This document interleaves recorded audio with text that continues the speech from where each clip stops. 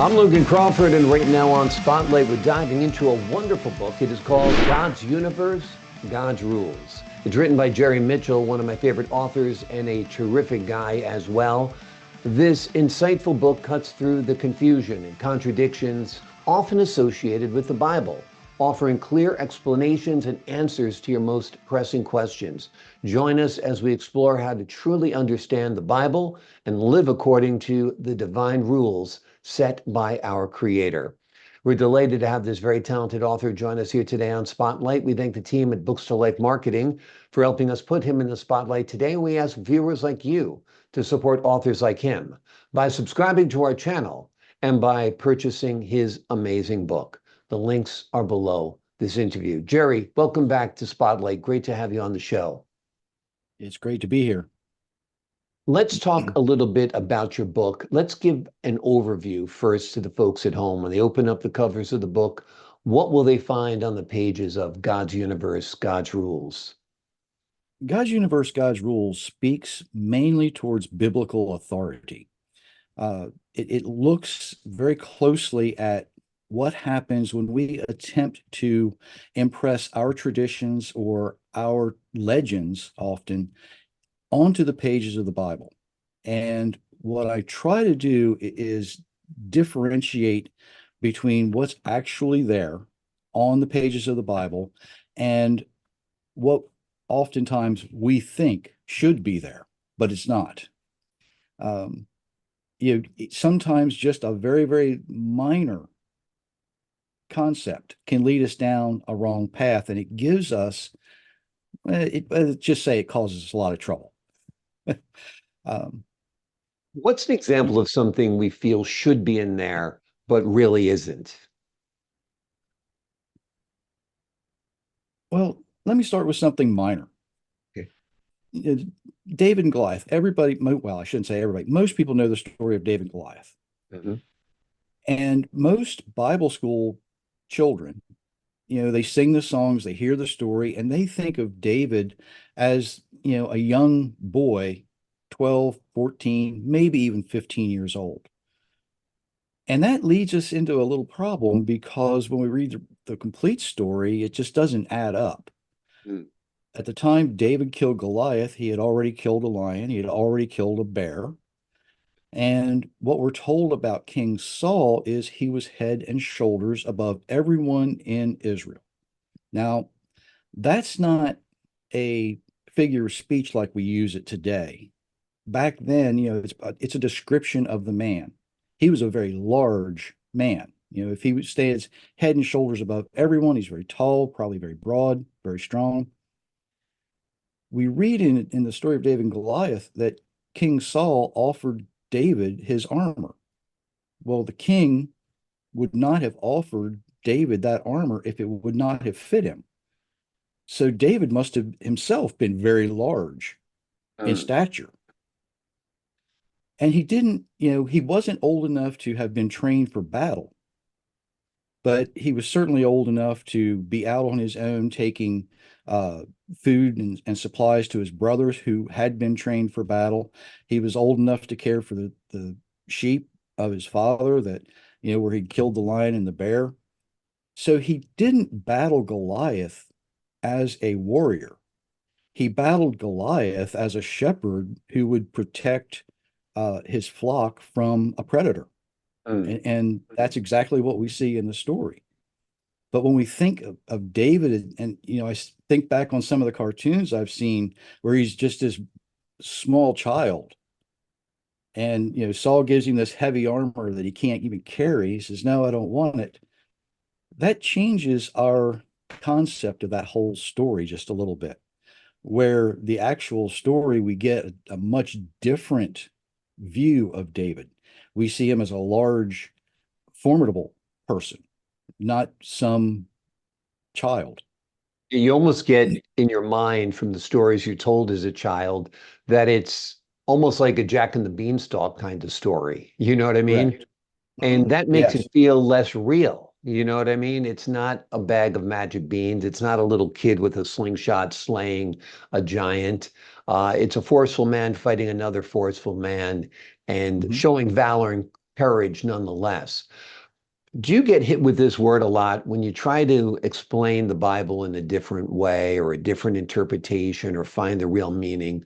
The word blasphemy often comes up. Do you get hit with Yes, it that from does. time to time? And what do you say to people who say this is blasphemous to question these things about the Bible and the scripture? I counter that question with another question. Do you know the biblical definition of blasphemy? Most people don't. Don't. The biblical definition of blasphemy is actually changing the word of God. Hmm. So once I explain that, I simply say, I'm looking at what's really there. Now, who's blaspheming what? Exactly. You're the And blasphemer, not me. Yeah. I mean, oftentimes, yes. yeah, yeah, which is very, very true if they're doing a wrongful interpretation of the Bible. Part of the Mhm. appeal of this book, God's Universe, God's Rules, is that it makes it easier to understand the Bible. It's kind of a biblical companion. Tell us about that aspect of the book. You know, the Bible is not written. We make it complicated. We try to do things and add things in there that simply aren't there.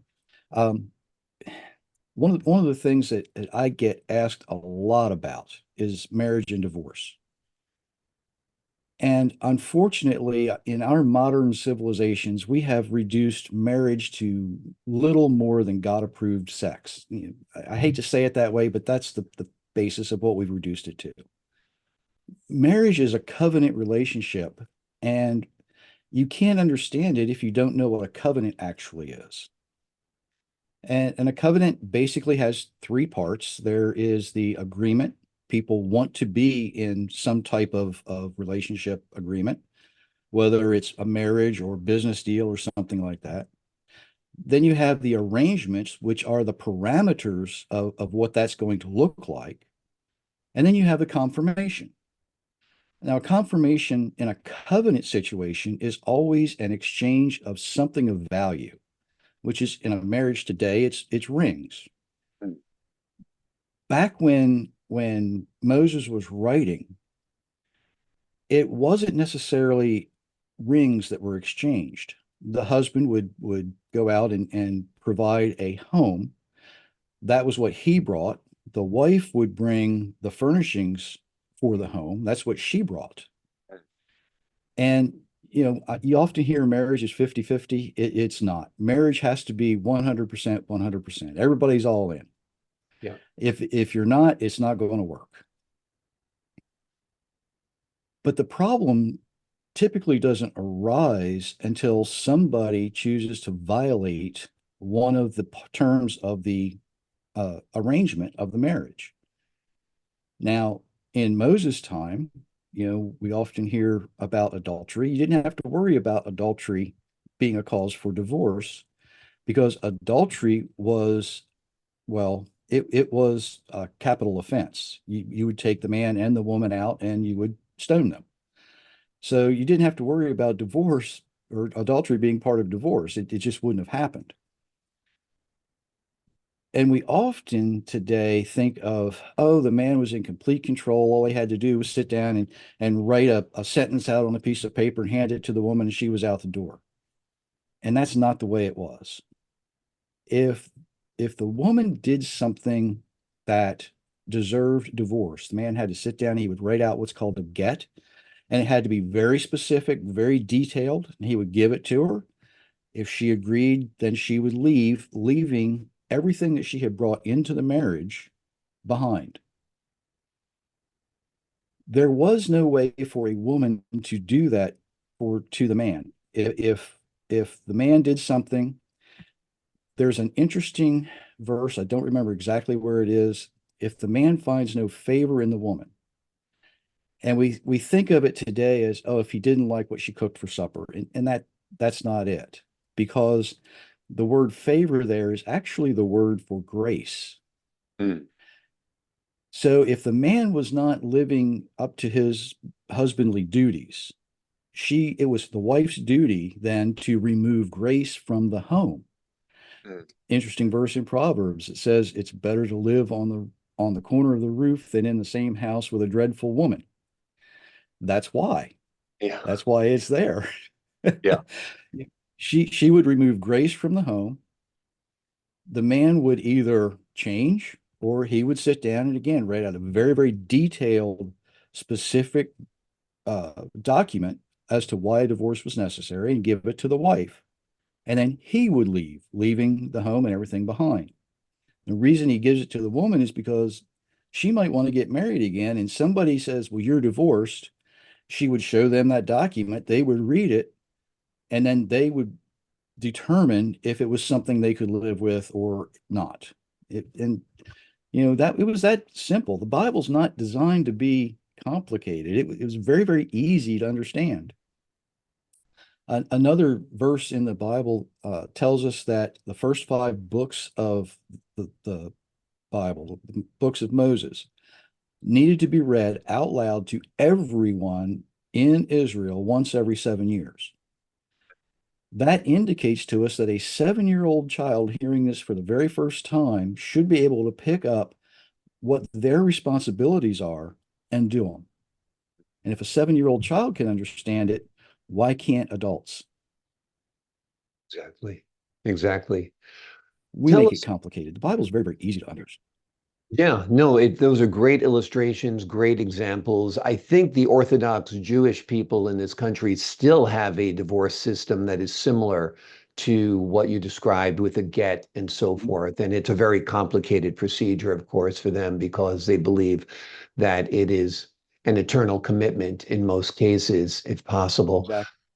Tell us a little bit about how your book helps readers break free from misconceptions about the Bible. I try to explain some of the more, I don't want to say controversial, some of the more misunderstood passages. Psalm 23, for instance, is another good example. It's often read at funeral services or something like that. But when you ask people what it actually means, they have a really, really hard time. They get the part about he makes me lie down in green pastures, we're being taken care of. Mhm. But the verse about yea, though I walk through the valley of the shadow of death, they think that's about dying. And it isn't necessarily about dying because we have to ask ourselves who casts a shadow of death? If God is light and you are in a shadow of death, who casts that shadow of death? Well, it has to be what we would typically call Satan or the devil. Mm. That, when people realize that, it changes some concepts and it starts them to thinking. The verse, he prepares a table before me in the presence of mine enemies. That's where the culture and history comes in. If at the time of David's writing, you were going to sit down to a dinner, it wouldn't necessarily be a table like we think of today. I know a lot of people think, oh, he's going to bring us all together and make us peaceful. We're going to sit around and hold hands and sing kumbaya. That's not what this verse is about. If you were going to prepare if the creator himself is going to prepare a table in the presence of your enemies, this is a very formal setting. And what it's going to be on that table is not going to be a meal. It's going to be the documents for an unconditional surrender of the enemy. I read that, and when I first realized that, my mind went back to the pictures just after World War II on the battleship Missouri, where they had the table set out and all the documents of unconditional surrender were on that table. And I thought, how great this is that we get this image that not only do we defeat our enemy, our main enemy, our main adversary, Satan, he will unconditionally to surrender to each of us. He has no choice because that's what that table's there for. I view Psalm 23 anymore as David's victory march. He says, after I go through everything I have to go through, in this life. I win the victory. I get to go live on the new earth, in the new Jerusalem, in the presence of the Almighty. And I think that is far more comforting, far more substantial for me than just hearing it read almost without thought at funerals. It just Yeah. there's better psalms than that for mourning. Yeah. Interesting. Once you drill down on what the words actually mean, what the passage actually means, like you Mhm. said, a lot of people have no clue because they haven't read this book yet, and they haven't done the type of research that you've done to come up with this interpretation. Tell us what you mean by the title God's Universe, God's Rules. I struggled with that just a little bit because when you think about the authority of the Bible and you think about God creating everything, we I had to stop and say, well, if it's his universe and he provides the rules we live by, how do I express that? How do I explain that? And I played with several different titles for the book, and that's the one I settled on because I think it's plain, it's simple, it's easy to understand. We live in his universe. We need to play by his rules. We don't have a choice. Absolutely. And we have to know what those rules are because, like you said, there's a Absolutely. lot of misconceptions out there, a lot of misunderstandings. And so it's great to have this work to clarify it.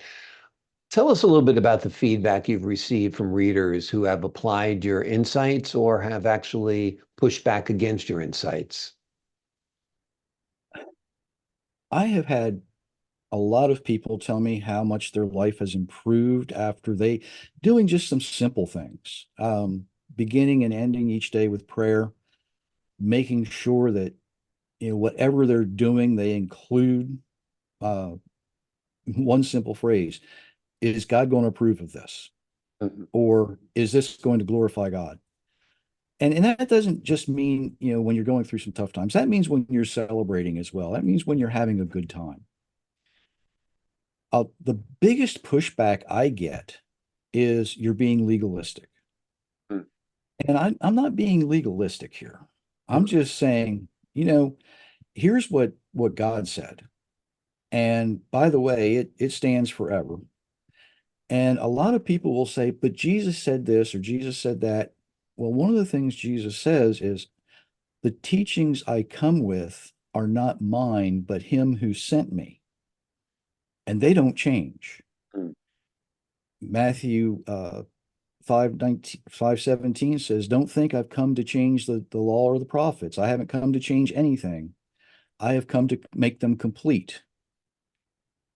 So making something complete means what God has already spoken, he's going to complete. Doesn't mean he's doing away with it. Doesn't mean anything's going to change. It simply means he's going to fix or try to fix whatever we messed up. Um, Another thing I often hear is, well, you're challenging my faith. No, I'm not. I don't want to challenge your faith. Your faith is something very personal to you. It needs to be worked out in fear and trembling, just like your salvation. What I will challenge is the way you practice your faith. Mm. You don't spend an hour in church on Sunday morning saying how much you want to live like Jesus and be like God and go to work Monday morning, uh, lying, cheating, and stealing. Yeah. It's that simple. Exactly. Exactly. Your words and your actions and your thoughts and your faith all have to be in accordance with one another if you're going Absolutely. to live a Christian life. Tell us tell us what is the structure of your book when folks open it up, and is there a specific chapter that might be particularly impactful that you find? I hope the whole book is Yeah, impactful. yeah. Um, what I try to start out with is if we're claiming to believe the Bible, then believe it. Don't try to force something on in there that's not there. Don't try to make it more difficult than it is to understand. Don't attempt to to change what's there. I was sitting in a worship service one time, and there was a guest pastor there who made the comment, there's things that need to be taken out of the Bible. Well, I knew what the pastor meant, and there are a couple of things that need to be removed because they've been added since like the fourth or fifth century. But no, we don't need to change it. We just need to verify that what is there is exactly what was written, the way it was written, and the way it was intended. It's not rocket science. You're not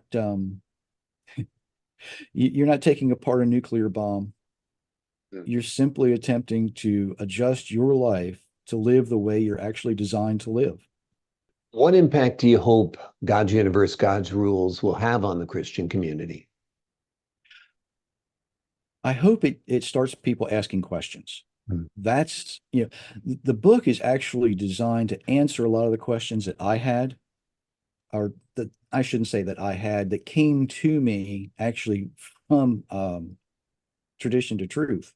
People read that and they're like, well, you got to tell us more. You've got to tell us more. So God's universe, God's rules is not necessarily an extension of Tradition to Truth, but more of a progression, because it looks at different things.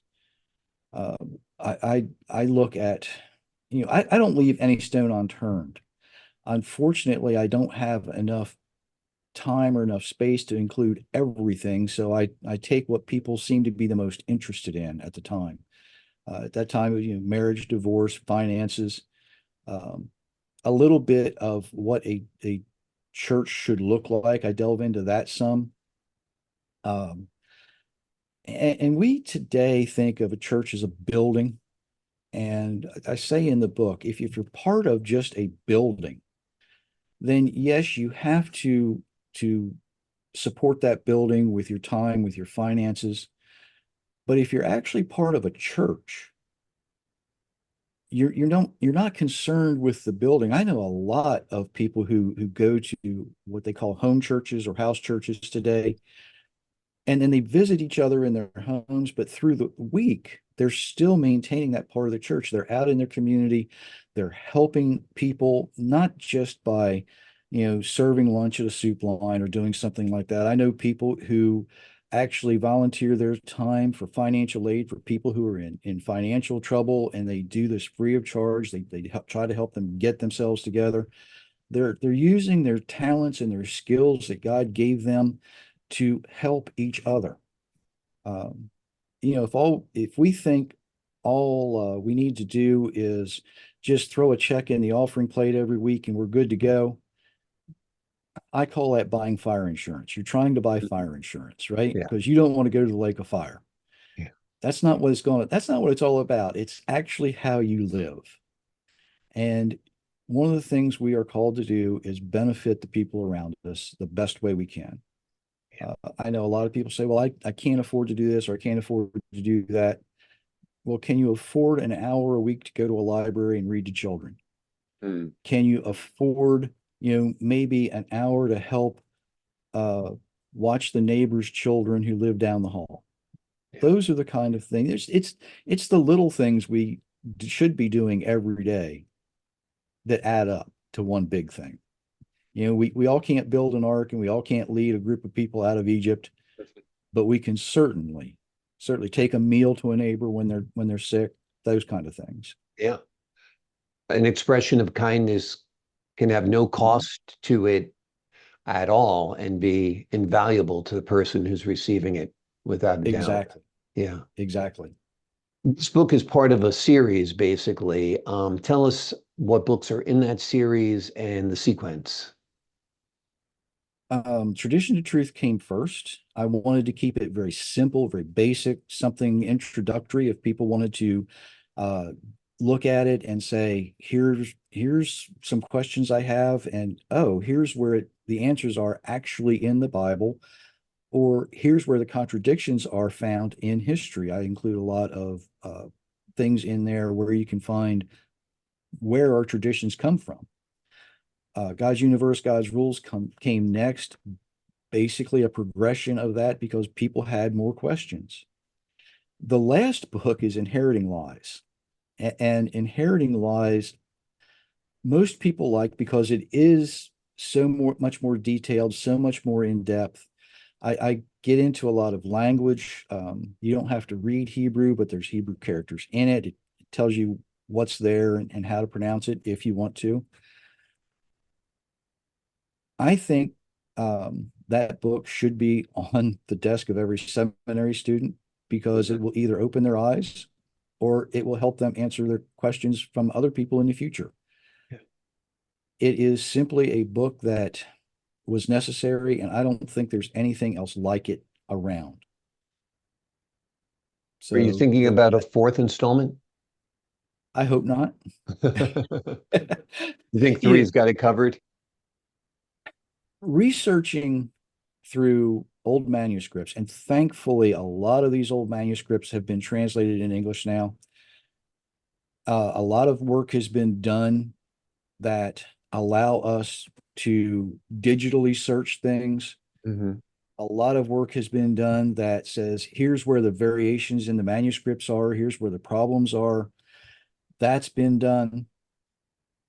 Somebody does need to put all that together. I don't think I'm the one to do that. It's going to take a more linguistic scholar than I am, and I'm too old for that. Well, But I was going to say you what I'd certainly like have to, made your contribution to the well, dialogue, thank you. of course. Yeah. What I want people to get out of this is emotion. Either that can't be there, I'm going to prove he's wrong, or Mm-hmm. I didn't know that's the way it was. Maybe I should look into this. Yeah. You know, what and I really, in a way, hope it makes people emotional enough to say that can't be right. I'm going to prove him wrong. Because that is the emotion that makes you tenacious enough not to give up. Don't stop reading, don't stop looking, don't stop studying. And I know that from experience because when I first started hearing some of the things that I'm writing about, like that can't be right. Mm. There's just no way that can be right. And then you find out, oh, that is right. Now, how do I explain this to my wife? How do I explain this to my Baptist preacher father-in-law? How do I explain this to my Baptist preacher's wife, mother-in-law?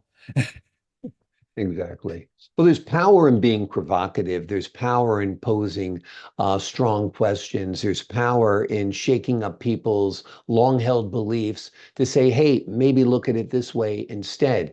Because I think what you've done here is done a lot of fine tuning, which I think Mhm. is important. You're not telling anybody to take their Christian faith and throw it out the window. You're saying your No, Christian faith is great. It's wonderful. It's where it should be. But did you know A, B, and C were really meaning, X, Y, and Z and so forth, right? right. Yeah. We often talk about the difference between Christians and Jewish people. Mhm. If you look at the Christian Bible, most Christians want to start, a little more than halfway through it. If you have a 1,000-page book and you're starting on page 665, you're not going to understand what happened in the first part. Yeah. Same is true with a lot of the Jewish folks who only want to read up to page 100 or 665. Right. They're not going to know the rest of the story. Yeah. So nobody has a monopoly on getting everything right. Nobody has a monopoly on getting everything wrong. But at the same time, we need to start looking at a much broader picture and focus in on some things that may be causing us some trouble, may be confusing. And part of that confusion, I think, we're going to find actually comes from us being crippled by our traditions. Absolutely. Like I said, you've made a powerful contribution to the discourse on this topic.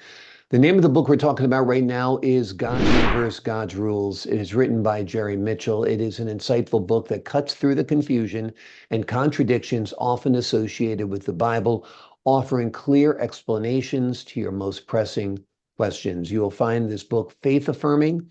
You'll find it challenging at times of long-held beliefs, and that's the entire point. It's not looking for you to get rid of your faith. It's not looking to have you adopt a new faith, but rather strengthen your faith and look at the Bible and the scripture and see what is actually there and what is actually meant. Jerry, thank you so much for joining us here today on Spotlight. Thank you for having me. It's been a pleasure. It's been a great time. I enjoyed talking to you. I appreciate your wisdom, your insight, and all the time you've taken to research this material. To the folks at home, I'm Logan Crawford, thanking you for your time, this time until next time on Spotlight.